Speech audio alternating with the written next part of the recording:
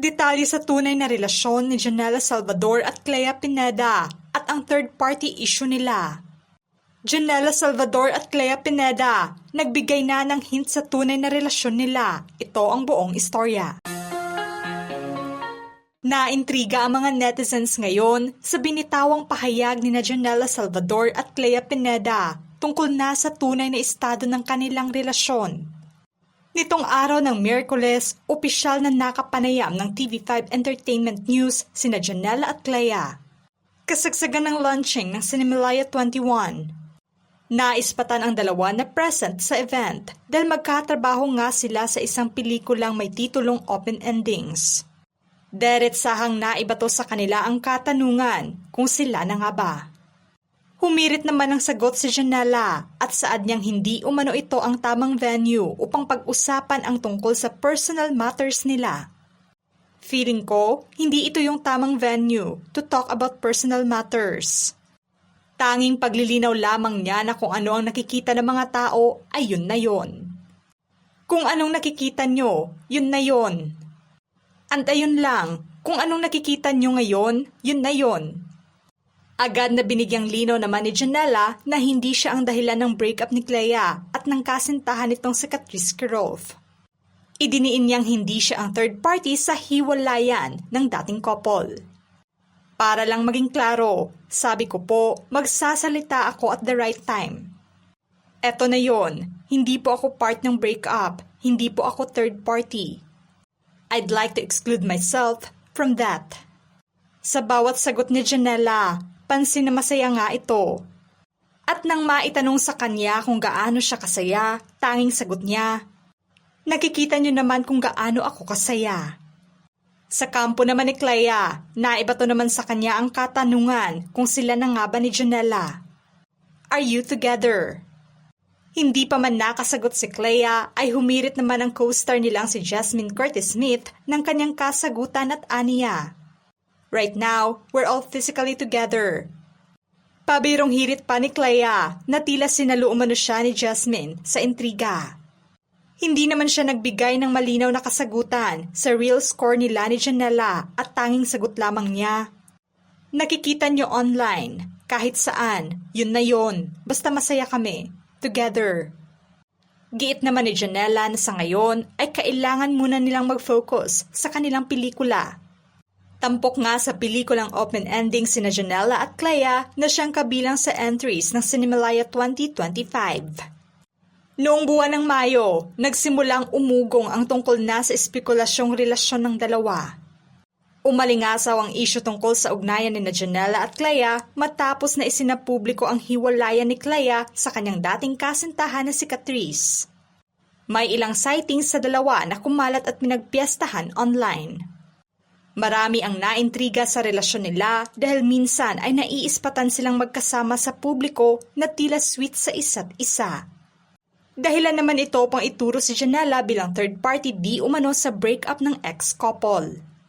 Sa GMA Gala 2025 noong buwan ng Agosto, binasag ni Clea ang kanyang katahimikan at binigyang linaw sa publiko na walang katotohanan na si Janela ang third party sa breakup nila. Sa pahayag ni Clea noon, I'm aware sa mga nangyayari but sinasabi ko, ako na nagsasabi mismo sa inyo na walang third party na nangyari. Nilinaw niya rin noon kung bakit sobrang close niya kay Janela dahil na nga sa ginagawa nilang pelikula, maging sa iba pa nilang makasamahan sa pelikula. Yung closeness namin ni Janela, inevitable siya kasi magkasama kami sa pelikula. So, kaming apat sa pelikula, si Jasmine, si Lian, si Janela and me. Yung closeness namin talagang na-develop during shooting days namin.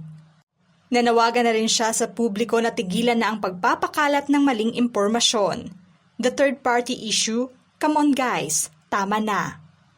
Bukod pa sa ilang sightings at sweet moments ng dalawa sa mata ng publiko, mas uminit nga ang espekulasyon noon sa pagkakalink ni Janela kay Clea.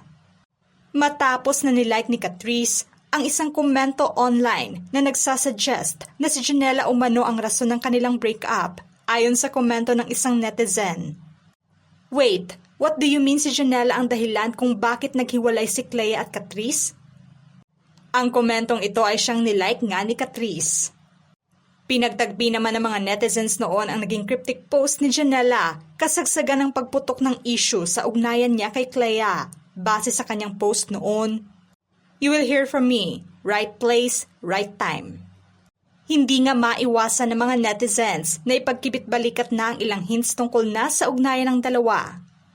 Hirit nila na may namumuong espesyal na relasyon ang dalawa lalo pa at pareho silang single.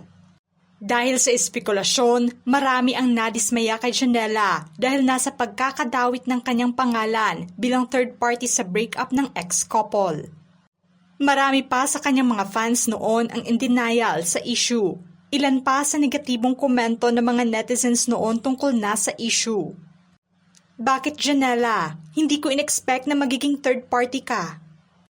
Bakit kaya ni-like ni Catrice ang comment about Janela as third party sa breakup? At talaga bang papatol si Janela kay Clea? Guys, friends lang sila. May anak na nga yung tao, dinadamay niyo pa sa mga issue ninyo. Nako, dito ako sa ex-girlfriend, kampi. Hint na niya yon kung bakit ni-like niya ang comment about Janela and Clea. Abang-abang na lang kung kailan sila aamin. Matatandaan noong July, isinapubliko ni Clea ang breakup niya kay Catrice sa naging guesting niya sa Fast Talk with Boy Abunda. Marami naman sa mga fans nila ang nalungkot sa balitang hiwalayan. Sinabi naman niya na mutual decision ang breakup nila sa kanyang pahayag noon. May mga kanya-kanya kaming priorities. Mutual decision yung nangyari. Mutual yung breakup. And umabot na kami sa point na gusto niya unahin yung sarili niya.